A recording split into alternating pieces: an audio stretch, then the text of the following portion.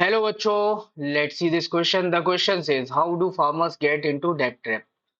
So the answer is when a farmer takes loan from money lender to meet the expenses of cultivation, hoping that harvest would have to repay the loan, but the crop fails and farmers is now unable to repay loan and debt grow over the year into a large amount. For repaying this loan as well as for cultivation, farmer take another fresh loan and get caught into debt.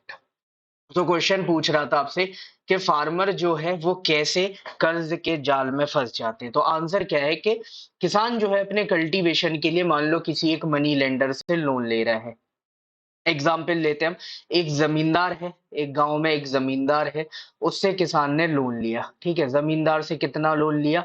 अपनी फसल उगाने के लिए इसने बोला कि sir हमें 1 लाख रुपए का लोन दे दो, हम नेक्स्ट ईयर आपको चुका देंगे। जमींदार ने बोला भाई 20% इंटरेस्ट रेट लगेगा एनुअली, 20% पर एनम के हिसाब से मैं यहाँ पे इंटरेस्ट पे दूंगा।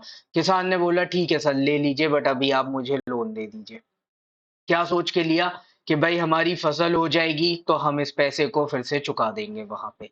लेकिन फसल हो गई फेल। क्यों फेल हो गई? तो उसके मल्टीपल रीजंस हो सकते हैं। सूखा पड़ गया, ड्रॉट आ गया, या बारिश बहुत ज्यादा हो गई तो फसल सड़ गई, या उसमें कीड़े लग गए, कुछ भी रीजन हो गया, तो वो फसल हो गई फेल।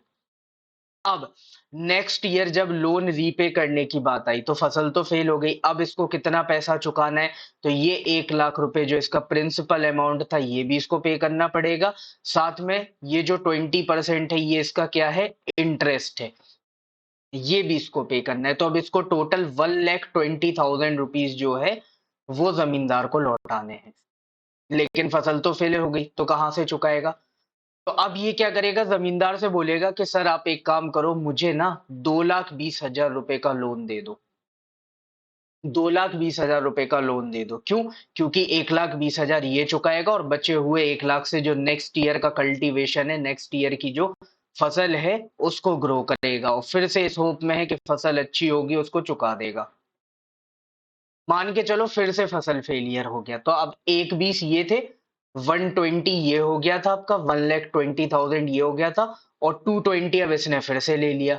220 इसने फिर से ले लिया। लेकिन एक चीज याद रखना, 120 पुराना वाला इसने क्या है यहाँ पे अभी जो इसमें एडजस्ट करवाना था इसको, ठीक है, उसके लिए इसने 220 लिया था यहाँ पे। तो पुराना वाला 120 एडजस्ट करा दिया। अब इसके पास अभी भी 1 लाख रुपए जो है वो बचा हुआ है।